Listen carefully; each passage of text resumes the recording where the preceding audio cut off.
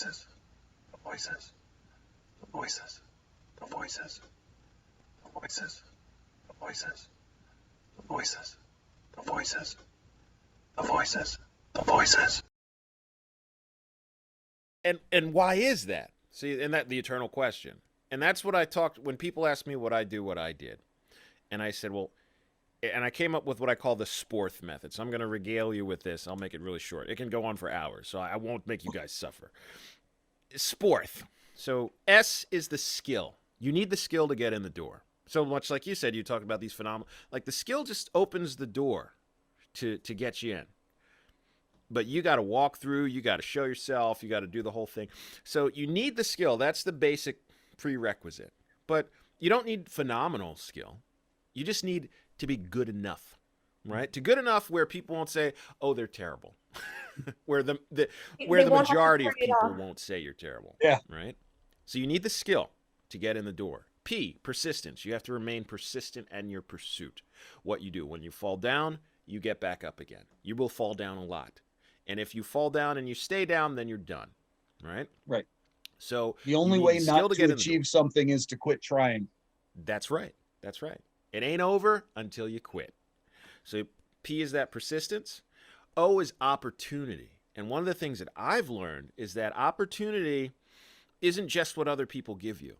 Opportunity is what you create. You create your opportunity. There's so many people who think things should just be handed to them and that they can, I have the skill, I'm phenomenal, so things will happen. And nobody ever knocks on their mom's basement door, right?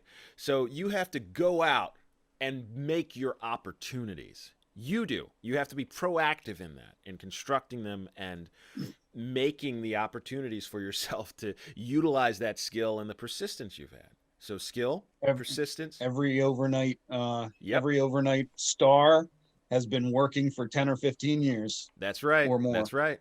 That's right. And when you think, wow, they just made it, and they say, no, look at the story here. Skill, persistence, opportunity. R is resources. I talked about it a little bit earlier. You need the resources. And the resources aren't just money and like you need money because, oh, I got to take this seminar or I need this coaching or I have to fly here for this opportunity to present something or something. You need resource. But it's also aligning yourself with like-minded individuals, finding a mentor or mentors who can help you navigate the entire thing because so you don't have to go through all the pitfalls and the get eaten by the sharks. It's cutting those anchors, right? The people who tell you you can't. It's surrounding yourself with that cheerleading team who tell you you can. It's also changing your own thinking and getting out of the mindfuckery of I don't know what you're I'm not talking good about. enough. This is foreign to me. I don't understand. I don't. You speak another language. So these are the resources, right? This is what we need. These are all resources. And the peer group, because a lot of times what's overlooked is, they were just lucky. But when you look at what actually contributed to their success, of these individuals we say were lucky or well, outside of, maybe you were born into a wealthy family, that's a pretty damn good luck. But who was supporting them, right? Who was helping them? Who was telling them that they could? So you're trying to align yourself with all of these things in this resource category to get your shot for success. Then, so you have skill, persistence, opportunity, resources, trying to align all these resources. Then there's T, time. You need the time to let it happen. Behind every story, yeah, they've been at it for 15 years. They've been at it for 15 months. Lightning in a bottle can happen, right? You can get real lucky and you strike gold. But you may then be mentally and logistically unprepared for what is to follow because you haven't put the time in the trenches yet. So you don't know. And then you have a greater chance of screwing it up. You'll probably screw it up anyway. There's a lot of screw ups that happen. But to be able to recover. So the time, give it time to grow and nurture it into what you want it to be. Again, if you give up, it's over, right? And finally is the H. So you had skill, persistence, opportunity, resources, time, and H in SPORTH. It's more than just a lisp. It's the hunger. The hunger to get what you want. If you are not hungry for what you want, you will find an excuse to rationalize a reason for stopping. And it's not to say that that's bad, because maybe you didn't really want it. Maybe it wasn't really for you. You just had this idea and like, oh, I could do that. And then it didn't come into fruition. But if you're not hungry, you will get up from the table. And you won't sit down there and gorge yourself so they have to roll you out on a wheelbarrow. I want to sit at the table and gorge myself so they're going to roll me out and I regret everything. That's how I handle a buffet. That's how I handle tackling my life goals, right? So is that you go and you bite into it and you make sure that you're there to win it. So you don't find a reason to say no. For me, creativity and creating, I would die. I would essentially be dead in a gutter somewhere if I couldn't create in some way. It doesn't have to be voice work. It doesn't have to be music. Those were the chosen outlets. But I have to create something. It's a part of who I am. So when I realized that, and I realized how hungry I was, that I couldn't, and I left my full-time job with benefits to go into the voice acting 6 months after I started full-time, I realized that failure is not an option. Failure wasn't an option. I couldn't fail. And it's not to say that as an ego-driven statement. I couldn't fail because if I failed, I'd die. That's it. That was simply it. My soul would exit my body, and this would be a shriveled husk. That would be the end. So that hunger pushed me through working 16 hours a day, never taking a day off for 3 years straight, growing a business, that entrepreneurial mindset, and getting all the skills and remaining persistent in what I needed to do, and building the resources and the bridges, and of course the network. You need the network. And me being an introvert, that's a funny thing to say, that you got to go out and talk to the humans out there, but you do. You need them until the aliens come to Earth and are buying commodities. But I relate. so all of those things, all of those things to me help to stack the deck in my favor, and hopefully it can help other people do it too. It doesn't mean it's not a silver bullet, doesn't guarantee success, but it gives you a way of thinking about how to achieve what you want to do, and some of the things you want to have. So that's all right. That's my rant. That's exactly what I did, but for my business. Like, I came 8 years ago in France, and I started, let's say 6 years ago. And for, I think, almost 4 years, I didn't take a normal day off. So I really, really, really know what you're talking about. Working 12 and 13 hours per day, barely sleeping. And my health was not good for a long time. My physical and mental health was not good because first of all, I jumped into a world that was not fully my own. So at the same time, I had to be a professional while learning about it, and run a business and run a team and make sure everything is done properly in a foreign country where I do not speak the language. Look at you playing on hard mode. And of course, it was one of the hardest decisions. Moving to France was not a hard decision, but having to say stop to music and singing was one of the hardest decisions I ever had to say, because like, I unfortunately do not have the right amount of time that I need to put into singing and writing new stuff and making a second album with my new band that I had at the moment. And I had to say, I have to stop this because it doesn't pay my bills, unfortunately. This is paying my bills. So I had to choose. But like years later, I find myself, like I said earlier, like artistically frustrated that I need to let it out. I need to let that burning sensation that like, I need to communicate. I need to express myself. I need to reach back to that little young kid that I work with artists every day. I'm surrounded with artists every day, tattoo artists, designers, illustrators, all that. And I see them create, I see their creative process. I'm part of that. And I'm daily inspired.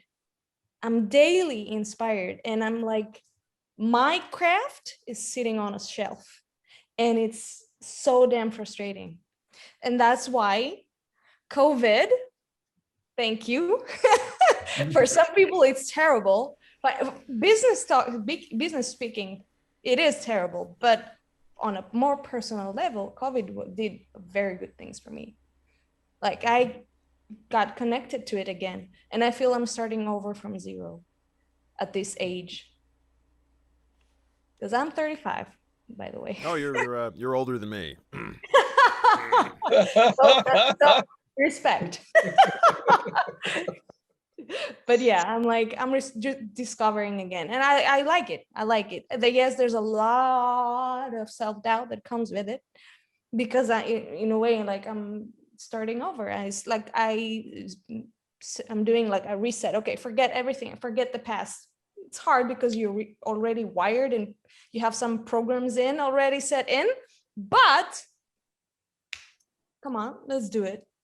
On that 1 hour that you have free, use it and do it. It's true. I didn't start doing voice work until 2009.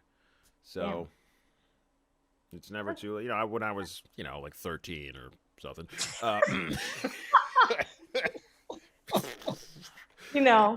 Well, yes, Sean, we can see all that gray hair. You probably can. Yeah. I stayed away from the camera. I don't want to get too close. The salt and pepper beard is happening. But hey, that's distinguished, right? That's no one can say anything about gray hair around me. Somehow I'm holding on, man. I'm holding on. We should be proud of aging. That means you've lived a life. I have lived a life. I don't have any yet. I should be worried.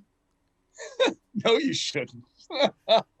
You've probably got. You're going to be one of those lucky ones, Sanna. You're going to get to like 60 years old and your hair will not a single gray. No, I think like they're gonna show up like from one day to another.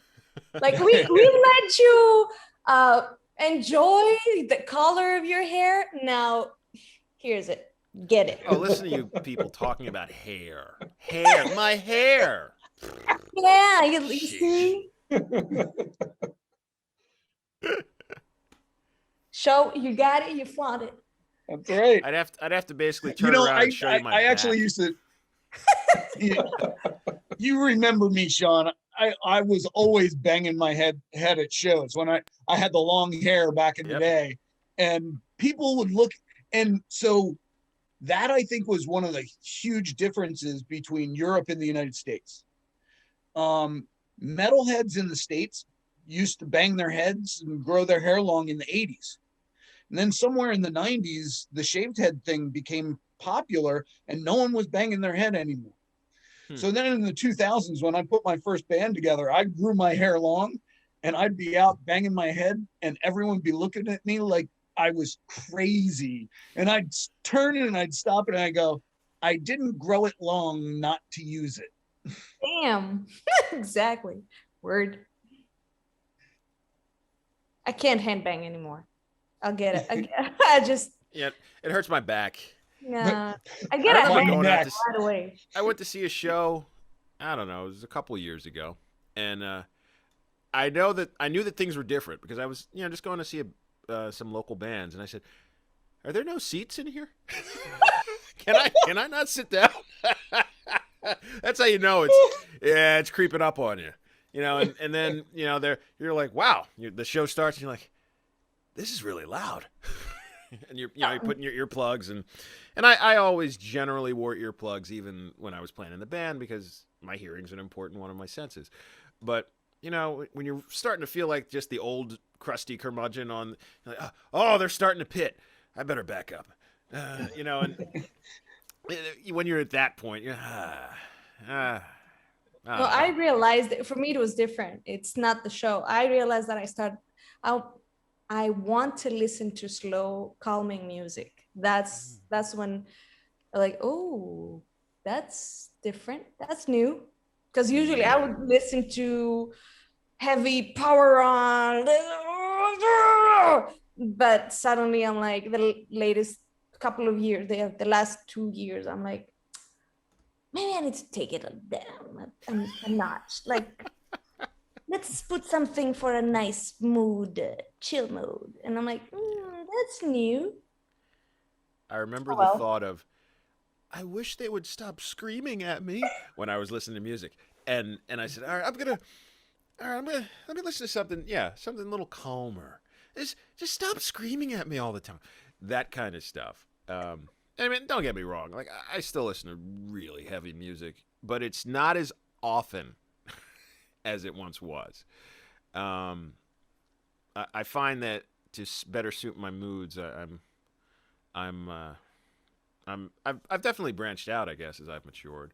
A lot of different types of music, a lot of world music, a lot of folk music, bluegrass. You know, like how many metal guys are like, yeah, dude, I freaking love some bluegrass. Like, you know, but I mean, technically it's great. The stories are great. And, I don't know. You just get into different I've stuff. always been like, I've always been like that. I've always liked all kinds of different genres, classical guitar, and jazz, and a lot of different forms of jazz and things. And that's actually one of the reasons why, when I put a band together, I wanted it to be a progressive band. I love heavy music, so there's always a heavy element, but I want to be able to take any influence that strikes me and put it into a song. If I can work it into a song. I had some stuff where it was kind of the flamenco sort of strumming, in some stuff that I was doing, and then it would morph into a heavy part.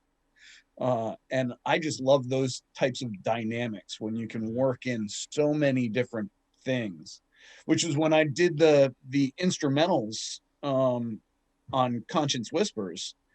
The original idea for that, I wanted to do an instrumental goth metal project.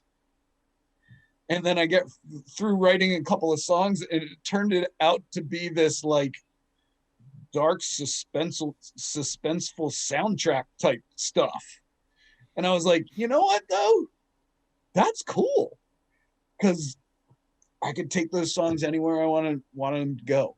I could pull up a new patch on the keyboard that I thought sounded cool and work that into something.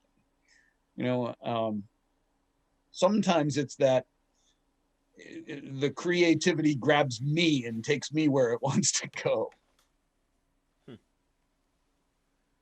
I relate to that, but I find myself that I could never be in one band that would be able to combine all those styles that I like to sing. It's like impossible today, I mean, because I find myself like I'm grooving with this new singer that I cannot even pronounce her name, that she's she's singing literally R&B, and like I'm jamming with it. And then like an hour later, I will listen to All Them Witches, which is like stoner desert, I don't know, have stoner rock. And I'm like, damn, I really want to do this. And then an hour later, I will listen to Carnival, which is like, oh, I love them, completely different. And then I will listen to I don't know, jazz. And then and I relate to every single one. And like singing wise, how can you connect to all these? I for a while, with the Conscience Whispers stuff, I was getting so into a lot of the European folk music. I mean, American folk music is basically just a guitar singer songwriter thing, but every different country in Europe has this different folk tradition. Wait a minute. American music, isn't that like country? Yeah, but American folk, like Joan Baez this is us Europeans making fun of you. No, and they have every right to, because what's really interesting is when you listen to American country music and then you listen to like Irish or Scottish folk music. True. It's very, very similar. Yeah, actually, yeah. But a lot of the there's a band I think in Germany called Omnia, and they actually make a all their instruments, because they play like the old instruments from, you know, pre long before medieval times. Oh, And they're really into earth environmentalism and a lot of stuff like that, but going back to the pre-Christian belief systems and things like that. And just some of the other bands that I used to listen to, the music was, the percussion was so different, because it didn't use a typical drum set. And it's, I love all that stuff. If it's different and done well, I usually like it. it's Amnia? That's how you called it? Omnia. Yep. Omnia. Oh, okay. I will give that a check. That's interesting. I'm curious now. Yeah.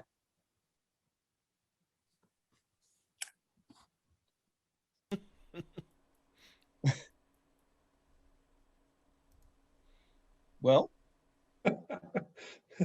yes, Adrian. I'm looking at the facial expressions everybody's making. Well, we all got to do our. You were talking about criticism earlier, and like the what people say about your works and everything. I have it a little easier only because I'm not at your level yet, and I've self-published 5 books, but I haven't really sold any. It's more just selling to like friends here or there, and putting stuff on social media. You know, I get people like will comment here and there, but never really anything negative. One of my stories was my first X-rated story that I wrote. Somebody that I know criticized it, and I'm okay with constructional criticism, but this was just, I'm not sure how to describe it, and it did annoy me just because I thought it was stupid, and so I just like blew it off, and didn't pay much attention to it. But listening to you know, some of the stuff that I write, I actually try to piss people off, and I enjoy it. You know, some of my stuff is inspired by conversations that I've had with somebody where they just completely pissed me off, and now I'm going to write about them, and without mentioning their name, you know. But you know, if they read it, they know I'm talking about them. You know, just the way that I put it together. But I haven't published a whole lot and like gotten it out there. Like Sanna, you have done 3 or 4 albums, you said? 3 published, 4 but produced, 1 recorded but never came out. Okay. Yeah, I don't know if that I'm not counts. at that level yet, so it's a little easier for me. But I understand what you were saying. You know, listening to people, and same with Sean and everything. Yeah, that was my bit on the whole criticism. Yeah. I don't mind criticism. Yeah, I mean, there's always criticism, though. yeah. I mean, no matter what you do, anytime you put anything into that public sphere, you expect to get criticism, and you should honestly expect not all of it to be good, because everybody has a, you know, if you look at for a distinctly American perspective, I mean, look at our current political situation. Oh God. I mean, that No. So no one can agree on anything, and some of it's some of it's not even rooted in reality. You know, people are having we talk about truth and these individual truths, and they're not rooted in reality either. So we can't expect And each that, side believes their truth is the absolute truth. correct, when truth is but a perspective. Especially when it's not based on facts. Let's be real.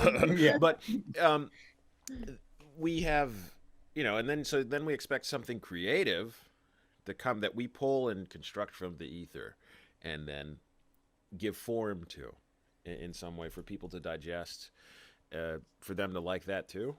It's simply not possible. I mean, even some of the greatest works of art on the planet in any genre or medium you'll find the detractors for it that hate it, right? That absolutely loathe it, whatever it may be. So we can't expect to please everyone. So being able to move away from that negative criticism, especially negative criticism that's not helpful. Right? So it's not constructive, like it's just somebody trolling, or they're just, oh, you suck, you know, and that. So that's not helpful. But if they say, you know, I didn't like this story because I'm not big into P&V or something, you know, whatever. I don't know. And they put their own personal perspective and truths into why they don't like it. Okay. But if they say something like, well, I felt the prose didn't flow as well, and there were times where conversations seemed stilted and unrealistic. You say, okay, maybe. I don't think so, but let me see. You know, and maybe there's something that we can learn or restructure. Or I liked this album, but you know, the singer always felt like they needed to be at 100% full blast all the time, and there were no dynamics, you know. And I felt it could have been better. So maybe. So maybe one of my big things that way is that a lot of times criticisms comes from people who don't like it. Right, you know, right. Somebody who doesn't like metal, they're going to say that any metal that they hear sucks just because they don't like the genre. That's why I try to find, like, I can't stand, I'm really not a fan of pop music. Pop music often just drives me nuts. But the one thing hard, I can... though. It's hard.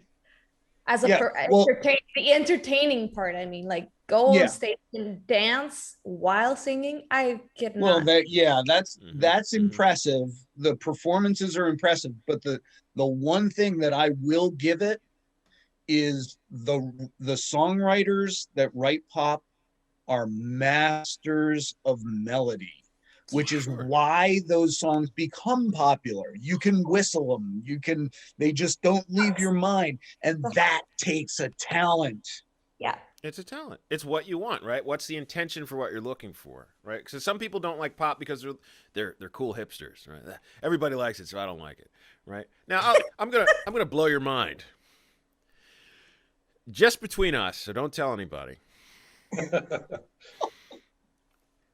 I like Nickelback. I said it. I fucking said it. What do you want? You know what? All right. Nickelback, yes. All right. I like their songs too. Their songs come on, and I'm like, okay, bye guys, bye. But now, let me qualify this. I don't listen to Nickelback often. I only own one of their albums. Shut up. And I saw them in concert. I saw them in concert one time, but they were playing with there were two other bands, and I went there for the other band. So I saw them circumstantially. But Chad Kroeger is an incredible singer. He's an incredible singer. The pipes on that guy are unbelievable. And I remember reading an article where they're talking about how he was blowing out their large diaphragm condenser microphones because he's just like his projection and the way he belts. He's an incredible singer. Give him that. Those guys, even I forget the guitar player's name. Solid guitar player. But they know how to write mid to up tempo rock to hard rock songs. They have a formula for it. Yep. Their melodies are awesome. They write earworms. They're catchy. You know, of course it's intro, verse, chorus, hook out. You know, it's bridge out. You know, it's all the same stuff.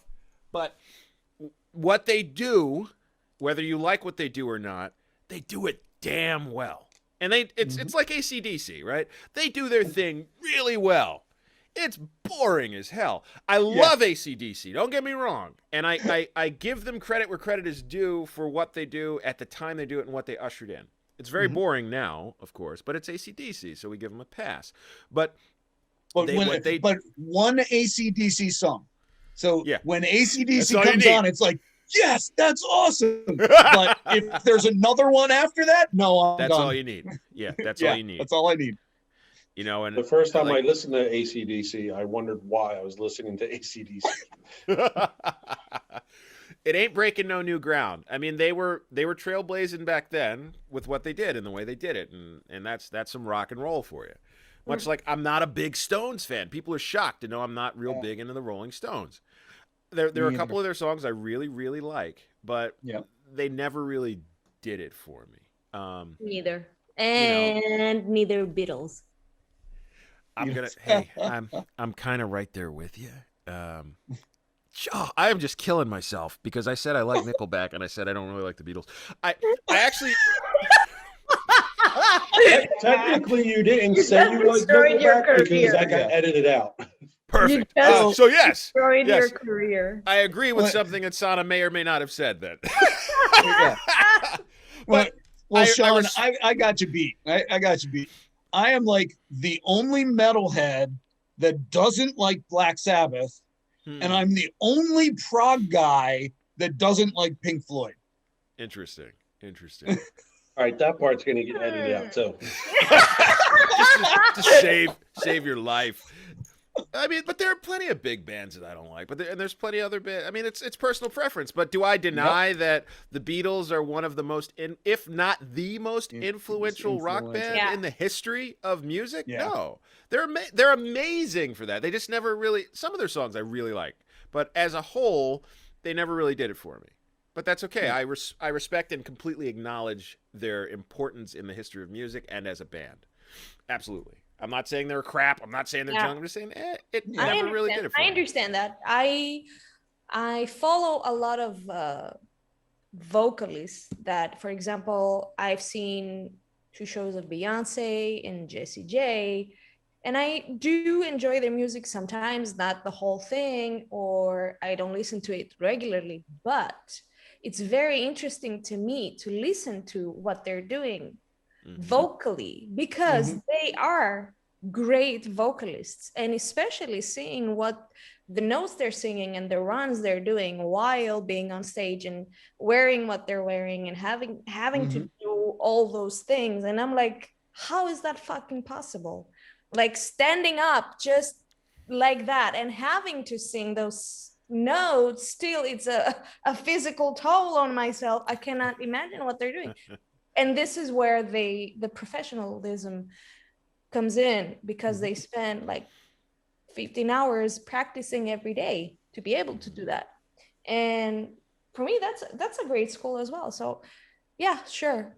You have Nickelback, I have Beyonce and Jessie J. So, Fair enough. anyway. Yeah, I kind of like Beyonce though.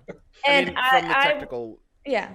because And I grew up with I don't know if you know Dying Fetus. Okay. Yeah, That's actually- but see, we're going back in there. This is like black and white, you know. The voices. The voices. The voices. The voices. The voices. The voices. The voices. The voices.